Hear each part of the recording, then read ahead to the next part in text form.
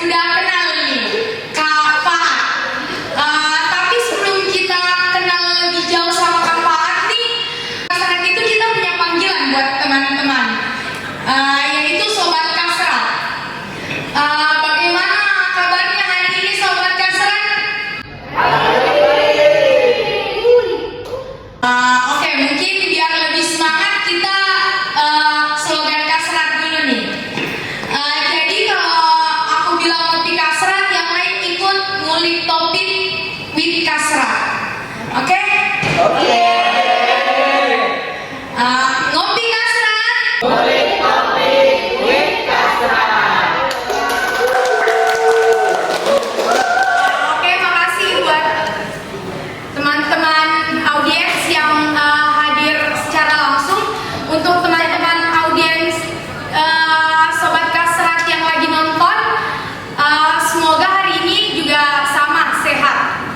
Baik, sebelum kita masuk ke tema Kasrat hari ini, gimana kalau kita kenalan dulu sama narasumber yang datang hari ini? Mungkin buat Kak Fahat bisa memperkenalkan diri nih buat audiens Sobat Kasrat. Oke, baik. Assalamualaikum warahmatullahi wabarakatuh. Waalaikumsalam warahmatullahi wabarakatuh. Ya, baik. Sebelum saya perkenalan kepada Sobat Kasrat semua, jadi saya mau mengucapkan banyak terima kasih terlebih dahulu kepada Ngopi Kasrat, ngulik topik with Kasrat. Saya mau mengucapkan terima kasih yang telah mengundang saya sebagai narasumber untuk malam hari ini, season 2 ya, betul. Oke, baik. Perkenalkan, nama saya Muhammad Syafaat. Sobat Kasrat bisa panggil Fahat atau Kak Fahat. Jadi saya berasal dari Fakultas Kedokteran Gigi Universitas Muslim Indonesia. Sebagai mahasiswa nih, buat Kak Fahat nih, sebelum kita bincang-bincang lebih lanjut, jadi tema kita kali ini tuh untuk di Ngopi Kasrat episode 2 itu ngulik tentang kupas tuntas tentang mahasiswa. Jadi nih, untuk Kak Fahat sendiri, kira-kira sekarang kakak udah semester berapa, Kak? Sudah masuk semester 7. Semester 7, Kak? Ya, betul. Sebagai mahasiswa yang sudah mau semester 7 nih, Kak, menurut Kak Fahat sendiri, apa sih itu mahasiswa? Baik, jadi secara teori mahasiswa ini merupakan seorang terpelajar yang terdaftar namanya di perguruan tinggi, baik itu negeri ataupun swasta, yang mengikuti semester berjalan dan sadar akan hak dan kewajibannya. Dan tapi menurut saya pribadi, mahasiswa ini merupakan suatu pelajar yang memiliki nilai intelektual, kecerdasan dalam diri mereka masing-masing dan sadar akan tanggung jawab mereka sebagai mahasiswa. Oke, Sobat Kasrat, itu pendapat dari Kak Fahat. Selanjutnya nih, Kak, untuk Kak Fahat sendiri sebagai mahasiswa semester 7 nih, kesibukannya apa sih, Kak, untuk saat ini? Baik, kalau kesibukan dalam perkuliahan itu sekarang saya sibuk mengurus KKN, terus menyusun proposal, skripsi, itu kalau dalam perkuliahan. Kemudian saya juga sibuk dalam organisasi, baik itu internal maupun eksternal. Kak, di tengah-tengah kesibukan kakak menuju KKN dan juga menyusun skripsi nih, kenapa sih masih memilih ikut untuk berpartisipasi dan aktif di organisasi? Ya, baik. Kenapa saya memilih tetap aktif dalam organisasi? Jadi begini teman-teman semua, di dalam perkuliahan kita hanya mendapatkan materi terkait fakultas yang kita masuki. Contoh lebih dekatnya seperti kedokteran. Jadi tidak banyak kita mendapatkan materi terkait mengenai etika, kepemimpinan, begitupun dengan speak, berbicara pada orang-orang. Nah, yakin dan percaya, ketika kita menjadi dokter, kita tidak hanya mempelajari terkait mengenai ilmu atau mengimplementasikan ilmu itu sendiri, tapi kita juga harus mengetahui terkait mengenai etika, kepemimpinan, atau speak atau berbicara di depan umum atau di depan masyarakat. Karena ketika kita menjadi dokter lalu kita dihadapkan dengan orang atau masyarakat dan ada kesalahan yang kita perbuat, maka itu bisa fatal bagi kita soal menjadi dokter. Jadi kenapa saya mengatakan bahwa pentingnya organisasi itu, karena di organisasi kita mendapatkan pembelajaran yang tidak kita dapatkan di fakultas kita. Sobat Gasra, menurut Kak Fatni kenapa tetap memilih untuk aktif? Karena ada beberapa hal yang tidak didapat mungkin di akademik dan bisa dipelajari di organisasi ya Kak. Oke, baik. Hampir setahun menjadi wakil ketua BM, menurut Kak Fatni mana sih yang lebih penting antara organisasi dan akademik? Dan gimana sih untuk meletakkan skala prioritas itu sendiri Kak? Baik, jadi pertanyaan seperti itu memang sudah sering saya dengar, betul sekali. Jadi sudah sering saya dengar senior-senior itu banyak menanyakan di waktu saya jadi mahasiswa baru, dia mengatakan bahwa mana yang lebih penting, organisasi atau akademik. Nah, ketika saya mencoba masuk dalam organisasi, disitulah baru saya menemukan jawabannya. Buat apa kita memilih yang mana lebih penting kalau keduanya ini antara organisasi dengan akademik itu bisa berjalan bersama? Saya pernah mendengar dia mengatakan seperti ini, bahwa letakkanlah akademikmu di kaki kananmu, kemudian letakkanlah organisasimu di kaki kirimu, maka itu akan bisa berjalan bersama. Nah, ketika kamu hanya meletakkan pada satu kaki, itu akan pincang, jalannya pincang. Jadi antara organisasi dengan akademik ini balance, mereka bisa berjalan bersamaan, dan itu sangat penting karena kedua-duanya ini sangat penting untuk kita bisa tanamkan dalam diri kita masing-masing. Oke, baik Sobat Gasra, menurut Kak Fat sendiri organisasi dan akademik itu bisa berjalan keduanya, tergantung bagaimana cara kita dalam memanajemen dan mengelola hal tersebut ya Kak. Oke Kak, selama menjadi mahasiswa nih Kak, menurut Kak Fat, apa sih sebenarnya fungsi dan peran mahasiswa itu sendiri untuk saat ini? Baik, jadi mungkin teman-teman juga, Sobat Gasra juga pasti sering dengar bahwa fungsi dan peran mahasiswa ini apa, dan mungkin juga teman-teman tahu. Jadi fungsi dan peran mahasiswa ini ada 5. Yang pertama ada agent of change, kemudian ada iron stock, kemudian ada guardian of value, kemudian ada moral force, dan yang terakhir ada social control. Hanya mementingkan kepentingan pribadi, tidak mementingkan masyarakat, maka disitulah gunanya kita sebagai mahasiswa, karena kita sebagai mahasiswa yang memiliki sifat yang netral. Tidak hanya ke pemerintah ya. Betul sekali, betul sekali. Iron stock ini ialah kita sebagai mahasiswa penerus bangsa. Ada perkataan yang saya dengar dari Nabi, dia mengatakan supal yaum rijal godal. Dia yang artinya pemuda hari ini adalah pemimpin di hari esok. Itu yang harus teman-teman tanamkan sebagai mahasiswa yang memiliki nilai intelektual, kecerdasan, dan nilai-nilai kejujuran. Baik, nah golden of value ini ialah penjaga nilai-nilai. Nilai-nilai yang dimaksud adalah nilai kemanusiaan. Nah, teman-teman sebagai mahasiswa harus bisa menanamkan nilai kejujuran, kemudian empati terhadap masyarakat, juga bergotong royong. Itu yang dimaksud golden of value, dan itulah yang memang penting dan juga penting yang harus ditanamkan dalam diri kita sebagai mahasiswa. Ya.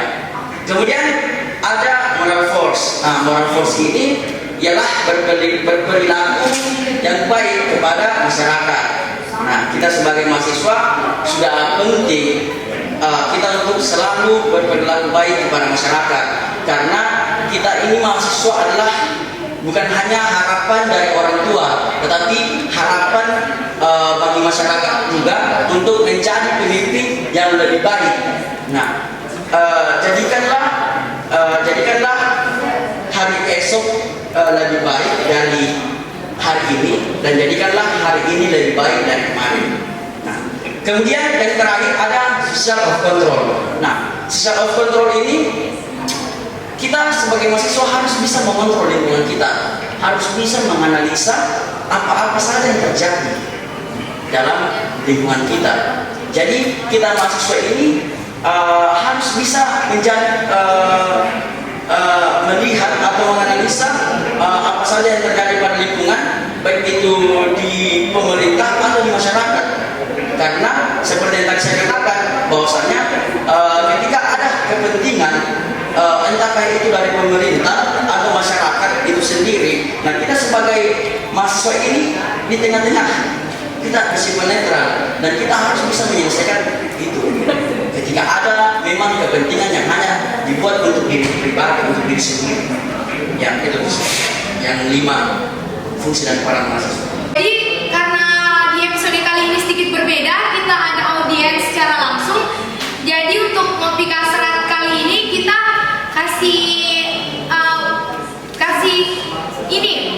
waktu kesempatan untuk audiens yang datang langsung untuk memberikan pertanyaan. Mungkin kita akan menerima 1 atau 2 pertanyaan. Oke, mulai ada. Oke.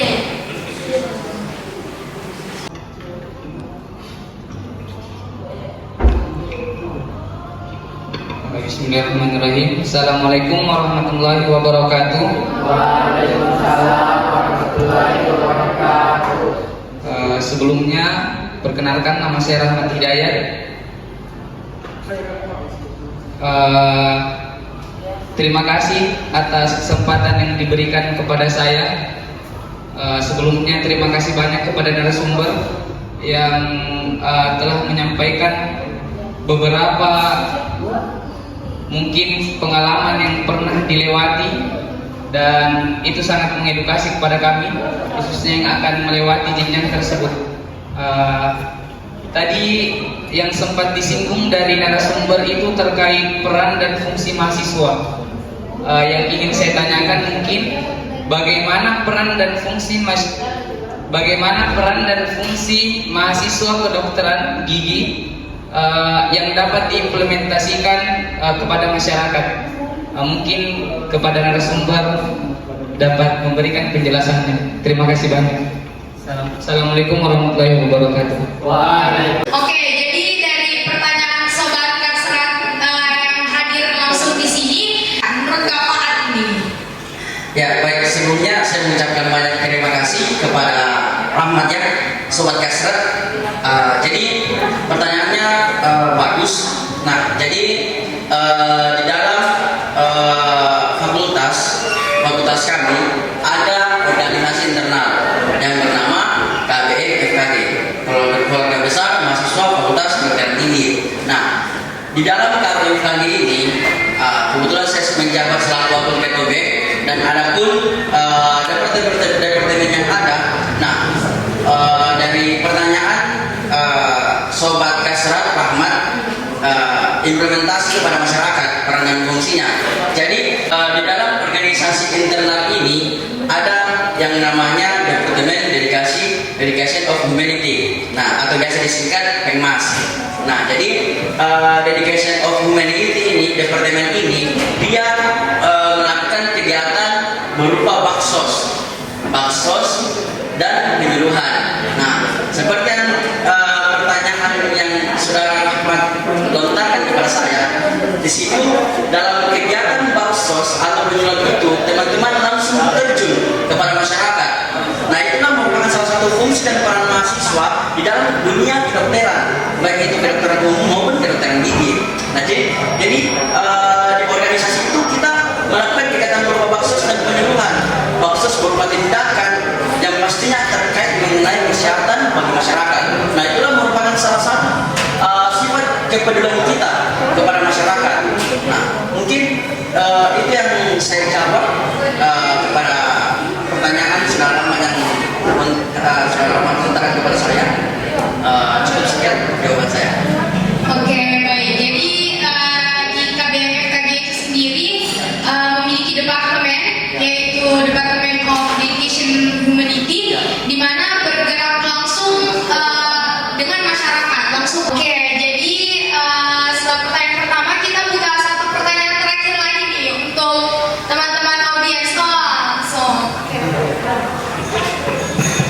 wabarakatuh. Sebelumnya perkenalkan, nama saya Rizwan Dania dari Fakultas Kedokteran Gigi. Yang ingin saya tanyakan kepada Kak Faat ini, nah tadi kan Kak Faat menjelaskan bagaimana apa saja skill-skill yang dibutuhkan sebagai mahasiswa, diantaranya adalah public speaking. Nah, yang ingin saya tanyakan ini, ada tidak keterkaitan setelah Kak Faat ikut berorganisasi baik internal maupun eksternal terhadap pengembangan soft skill dan hard skill yang Kak Faat alami? Mungkin itu saja yang ingin saya tanyakan. Oke, mungkin bisa langsung dijawab oleh Kak Faat. Ya, baik. Jadi seperti yang tadi saya katakan bahwa di dalam skill itu ada dua, hard skill dan soft skill. Nah, itu yang menjadi pertanyaan saudara Rizwan, Sobat Kasrat. Nah, kita ketahui bersama bahwa hard skill ini merupakan suatu atau pendidikan yang kita dapatkan, pembelajaran dan pelatihan. Itu hard skill. Sementara untuk soft skill, perilaku atau sifat dalam diri kita. Nah, apa yang saya dapatkan ketika saya bisa memberikan pendapat atau solusi kepada teman-teman semua atau anggota saya ketika di dalam organisasi itu kita mendapatkan suatu masalah. Nah, kemudian selanjutnya terkait mengenai soft skill lagi, ada yang namanya manajemen. Nah, manajemen ini yang saya pelajari terus dan saya tanamkan kepada diri saya sehingga antara organisasi, antara akademik dan organisasi itu bisa balance, bisa berjalan keduanya. Nah, itu terkait mengenai soft skill. Kemudian hard skill, di mana yang saya dapatkan ketika saya melakukan pendidikan di Fakultas Kedokteran Gigi. Bagaimana implementasi saya terjun langsung ke Baksos, dan dari mana saya bisa melakukan tindakan itu dari adanya hard skill yang saya dapatkan, yaitu ilmu yang saya dapatkan semenjak saya kuliah di Fakultas Kedokteran Gigi. Nah, mungkin apa yang saya jawab dari pertanyaan saudara Rizwan atau Sobat Kasrat mungkin sudah terjawab. Saya kembalikan ke penanya. Terima kasih. Oke, sekarang kita kembali ke Kak Rizwan. Bagaimana? Apa jawabannya, cukup Kak? Baik, terima kasih atas jawaban dari saudara Faat. Saya rasa itu jawaban yang sangat menginspirasi dan juga sudah terimplementasi. Kita lihat buktinya sendiri kepada saudara Faat selaku organisatoris dan juga mahasiswa aktif. Ini itu satu dari saya. Ya, terima kasih. Terima kasih. Oke, baik. Mungkin sudah cukup ya pertanyaan-pertanyaan dari audiens yang Sobat Kasrat yang sempat hadir hari ini. Sebelum kita tutup nih, mungkin ada pesan-pesan untuk mahasiswa Sobat Kasrat yang lagi nonton ataupun yang lagi hadir di sini dari Kak Faat. Boleh Kak? Ya, baik, terima kasih. Jadi pesan saya untuk teman-teman terutama mahasiswa, tetaplah berproses dan jadikanlah proses itu adalah pembelajaran yang akan mengantarkan teman-teman untuk menuju kesuksesan. Dan teman-teman yang kalian harus tahu, teman-teman mahasiswa tahu, jangan takut untuk gagal, karena kegagalan itu adalah awal dari kesuksesan. Jadi teruslah berproses untuk menggapai impian teman-teman mahasiswa semua. Jika proses adalah luka, maka bertahan adalah cinta. Terima kasih. Saya kembalikan ke moderator. Terima kasih. Ya, mungkin kita buat Kak Faat, terima kasih sudah bersedia hari ini untuk berbagi ilmu, bincang-bincang sama Sobat Kasrat. Baik, sebelum kita tutup mungkin bisa lihat sekali lagi ya. Masih pada ingat kan? Mungkin bisa dites satu kali. Saya juga mau belajar. Jadi kalau aku bilang kopi kasrat, yang lain jawab ngulik kopi with kasrat. Jadi ada gayanya Pak. With kasrat. With Kasrat. Oke. Oke, bisa sekali ya. 1, 2, 3. Ngopi kasrat. Ngulik kopi with Kasrat.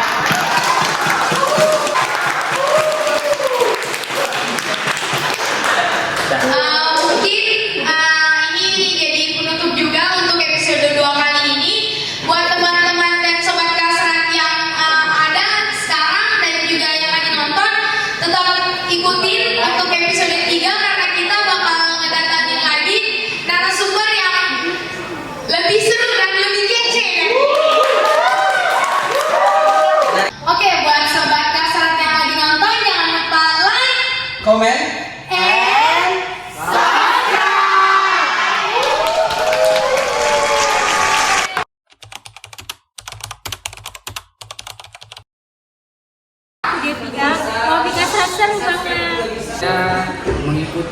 ngopi kasrat ini sangat menarik.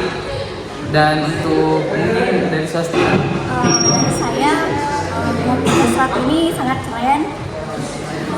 Untuk saya sendiri, kopi kasrat ini sangat menambah wawasan saya bagaimana kopi kasrat membahas tentang mahasiswa itu sendiri, sedangkan saya baru di semester 2 ini. Jadi kopi kasrat menambah wawasan saya tentang adanya mahasiswa.